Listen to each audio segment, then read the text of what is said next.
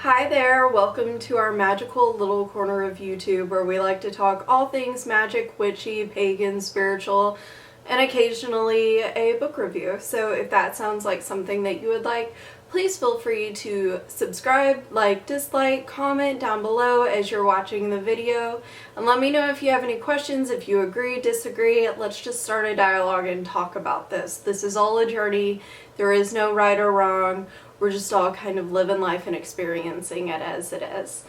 So, let's get into it. This video is sort of like a follow-up from last week's video, which I mainly went into kind of my own personal definitions for magic and elaborated on it. Now that, of course, will lend itself to have more follow-up questions than declarable answers. If I sound rough today, it's because I have had COVID for the last 2 weeks, so bear with me, but we're okay. We're okay over here.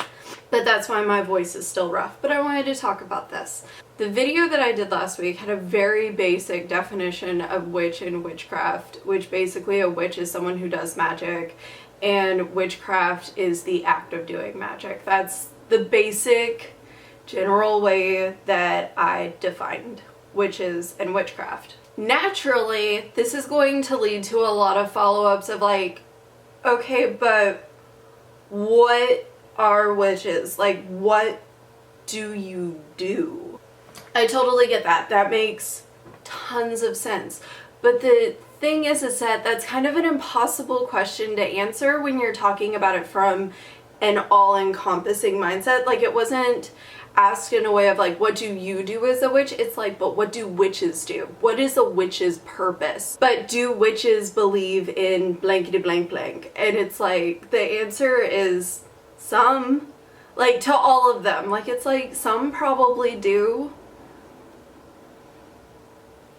So I wanted to kind of go through a few of those real quick, and instead of just giving you an answer of, well, some do and some don't, I wanted to kind of go a bit more in depth in that. The first thing that I want to point out, as I kind of said before, trying to ask clear-cut yes or no, all or nothing, black and white sort of questions is either going to get you an incorrect answer, or you're just not going to get an answer at all because it's impossible to answer in that aspect.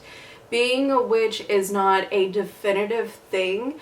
It's more of someone who ascribes to a certain process, but that process can look very different for each individual. It can also be done in order to gain different outcomes. And I don't know what kind of metaphor I could use, what I could use to describe that to right now. Maybe I'll think about something in the future, and editing Candace can put it in right here. But right now I can't think of anything that's kind of similar to. Maybe I'm still foggy brained, who knows.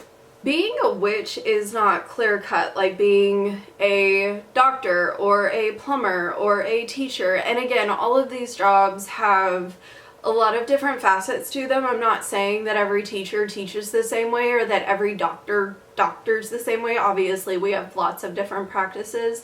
And then even in a trade job like an electrician, there's a difference between a commercial electrician and a residential electrician. So even if we look at kind of like lawyer, the nurse, like these kinds of jobs, they still have a lot of nuance to them.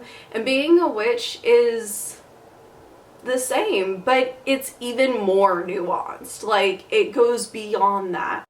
Hey there, how you doing? Editing Candace here. So I just wanted to come in and clarify a little bit that I know that witchcraft in and of itself is not a career. Like, as I'm about to explain, you can make it one. So all in all, that analogy of comparing it to career paths is false. The reason why I used it here is because that is specifically how someone approached me in asking about witchcraft, was by comparing it to doctors and teachers and other sorts of professions. So I wanted to clarify that obviously witchcraft is not the same as these professions. You can't look at it the same way. It's more of a spiritual path than a career. It can be all encompassing of your life, but it doesn't have to be. So wanted to clarify that. Alright, thanks. Back to the video. The other thing is that you can make it a part of your career, you can make it your career, but most really don't. Most people who practice witchcraft, it's a part of their spiritual life. It's something that they do at home. It's something that is just kind of a part of them that maybe they don't even have to actually do something. It's just more within their mindset, within their belief structure. Again, it runs on a spectrum. There is no black and white. There is no full-time, part-time. It's just a spectrum. And anyone who calls themselves, who identifies as a witch, moves on that spectrum from time to time. For example, in the last 2 weeks, I have done hardly anything like tangible witchy because I haven't had the energy for it. And again, as I talked about in the last video, witchcraft requires energy. So I haven't done anything, but at the same time, the process of not doing anything also aligns with my witchy spiritual values. In my opinion, doing magic, being a witch, is all about trying to become closer to your divine self and your divine purpose. Again, that's for me. That's not how everyone sees it, but that's my purview. One of the questions that I got on my personal Facebook page whenever I shared last week's video was, but do witches believe in the biblical Christian God? I was like, well, some do. And again, before, like, the answer is always, if it's, but do witches, the answer is always some. There are Christian witches, pagan witches, you can follow no gods, you can follow many gods, you can follow gods from one pantheon or multiple gods from different pantheons. You can even be an atheist, you can be a Satanist. It does not matter. It's just a process, and there is no singular book of how to do it.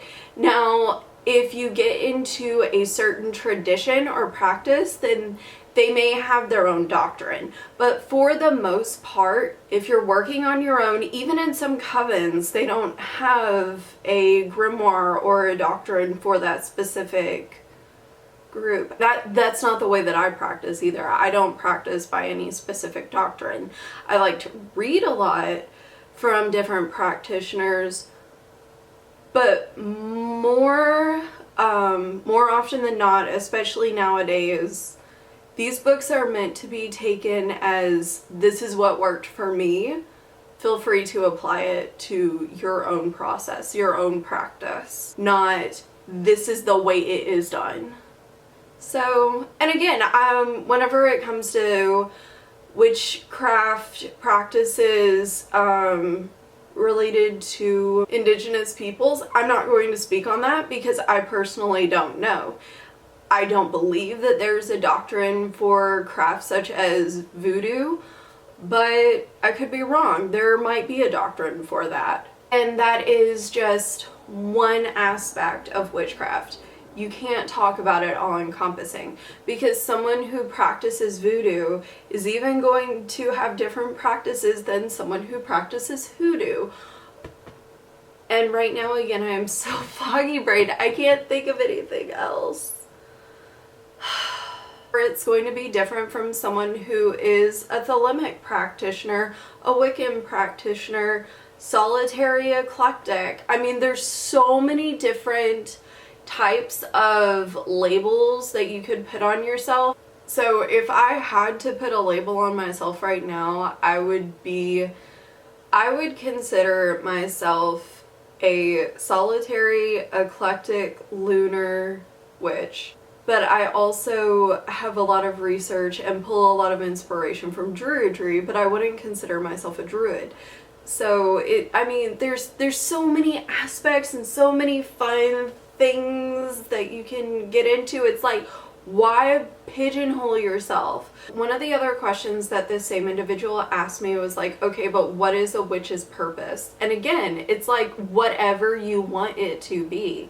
It can be craft, like making candles or sage bundles or jewelry or macrame. I don't know. Like there's a big thing with like knitting and crocheting in witchcraft as well, which I think is fantastic. It can be painting, sculpting, whatever.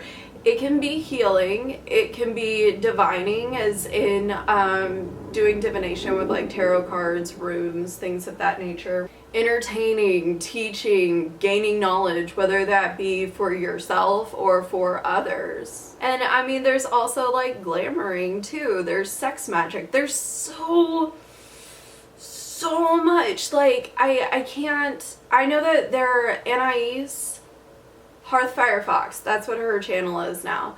She did this huge video recently. I think it was a few months ago actually. It was whenever she hit a certain subscriber count. But I want to say that she went through like 100 different types of witches. I think she hit like 100,000 subscribers or something like that. It was really awesome. She's amazing. Literally, you can go through so many different types, and then you can also merge these types together. Like it's unlimited what purpose you could have. And also with it being self-prescribed, you can find either what you feel drawn to or just what you want to start feeling drawn to. It's up to you, and that's what's kind of so amazing about all of it. So then I'll finish it off with like, but what do witches do? And this kind of is similar to the last one, but I wanted to go a little bit of a step further. So an example of things that I do in my practice: I like doing candle magic. I like doing bath magic, where literally you make yourself a beautiful bath and it's just, you turn it into a spiritual experience. It's amazing. I like to have rituals where I pay reverence to the moon. To me, reading and learning is a magical act. Going outside and being in nature, aligning yourself to the seasons, cooking in line with the seasons, which I don't do often enough, but I like to do it. Like, these are just some examples of the things that I do. There are so many different types. You can make spell jars, you can make incense, you can work with crystals, you can work with so many different types of divination. Again, I mentioned tarot and runes earlier, but you've heard of reading palms, reading tea leaves, reading coffee grounds. And you can go into the psychic witch aspect, which if you want to delve more into that, I'm reading Matt Oren's Psychic Witch on Audible. It's taking me a while. I'm not very good at listening to audiobooks for some reason. I always want to fall asleep during them. And then there's also like astral travel, if you're into that sort of thing as well, and meditation. Oh yeah, that's another one that I like to do a lot. There's so many different things that you as a witchy person can do, and the way that you craft your spells and put them together. And again, like, I didn't mention that many here. Making tinctures and salves, like, it's amazing. Oh, and then kitchen witchery, like, don't even get me started on that. There's so much detail and attention and intention put into everything. Like, that's the main idea, is being intentional with what you do. So I think I'm good. This is going to be a bit of a shorter video, but that's fine. It's, like I said, it's more of just a follow-up from last week.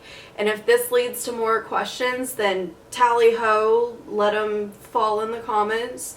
Reach out to me. I've got my socials listed down below in the description as well. I hope that you have a magical rest of your day.